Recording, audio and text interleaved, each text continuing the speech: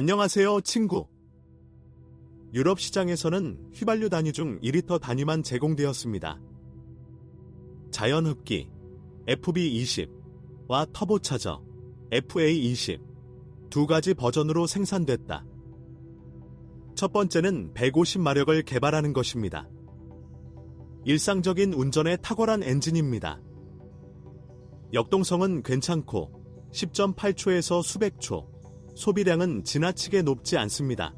100km당 평균 10리터. 2.0 터보 240마력을 장착한 수바루 포리스터는 가속이 7.5초 만에 0에서 100km/h까지 많은 것을 만족시키기 때문에 많은 운전 즐거움을 선사할 것입니다. 그러나 낮은 연료 소비는 기대할 수 없습니다. 시골 고속도로에서 엔진의 식욕은 10리터 수준이고 도시에서는 14에서 15리터입니다. 이는 높은 출력뿐만 아니라 표준 리닌 난억 변속기, 변환기, 사용 효과의 결과이기도 합니다. 모든 가솔린 장치는 안정적인 타이밍 체인 드라이브를 받았습니다. 불행하게도 스타일 변경 전 모델, 생산 12에서 14년에서 FB 시리즈 엔진, FB 2분의 20경 및 FB 2분의 25은 10만에서 15만 킬로미터 후에 많은 오일을 소비하기 시작합니다. 그것은 붙어있는 오일 스크레이퍼 링의 잘못된 디자인에 관한 것입니다. 디젤 엔진의 문제가 사라졌습니다. 모터가 개선되었습니다. 주행거리가 높으면 장비에 문제가 있지만 거의 모든 최신 디젤 엔진에서 발견됩니다.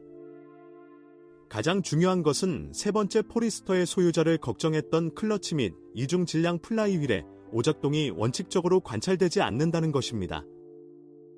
크랭크샤프트의 축방향 클리어런스가 과도하게 증가하거나 라이너가 회전하는 경우도 중단되었습니다.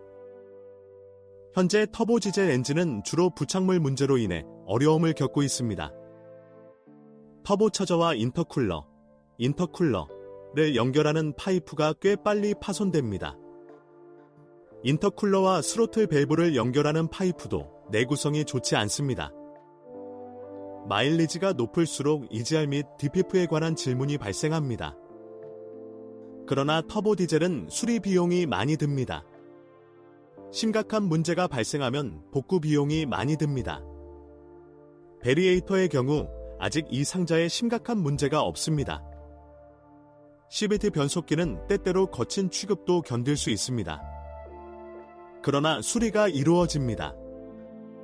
일반적으로 솔레노이드가 작동하지 않습니다. 건선이 끊어집니다. 80에서 12만 킬로미터 후. 더 자주 리어 엑셀 커플링을 제어하는 것을 변경해야 합니다. 그리고 총 6개가 있습니다.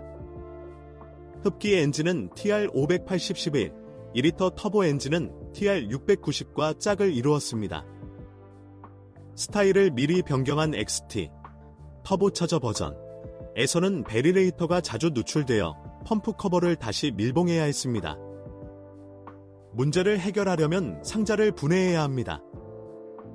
자동차가 어려운 조건에서 작동하는 경우 변속기의 오일 교환 간격을 6만 킬로미터에서 4만 킬로미터로 줄이는 것이 좋습니다.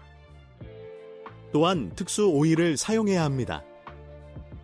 동시에 CVT의 내구성뿐만 아니라 작동에도 긍정적으로 주목할 가치가 있습니다.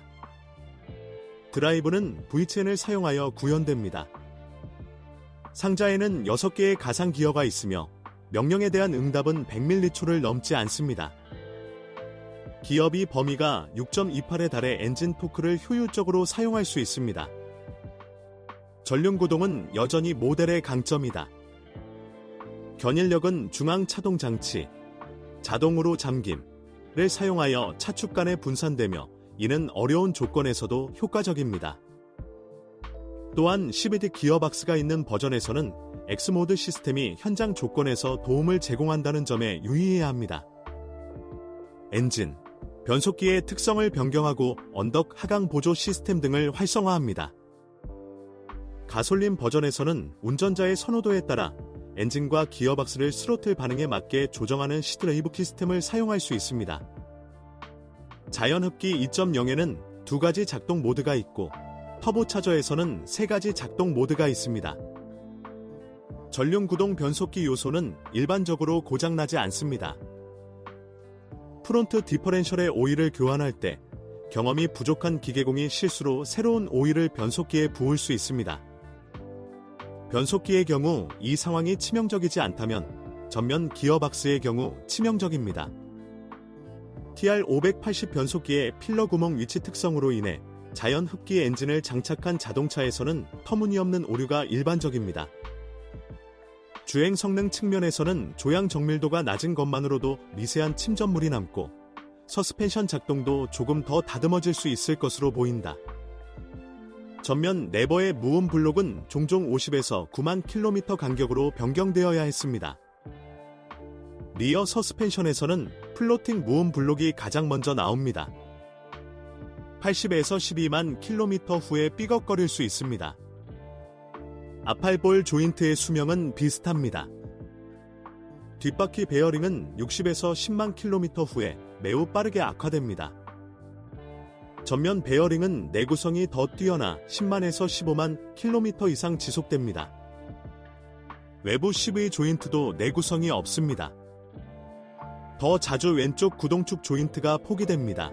80에서 14만 킬로미터 후. 내부 CV 조인트는 150에서 25만 킬로미터 후에 항복할 수 있습니다. 진동이 나타남. 이때 스티어링 렉이 노크되기 시작할 수 있습니다.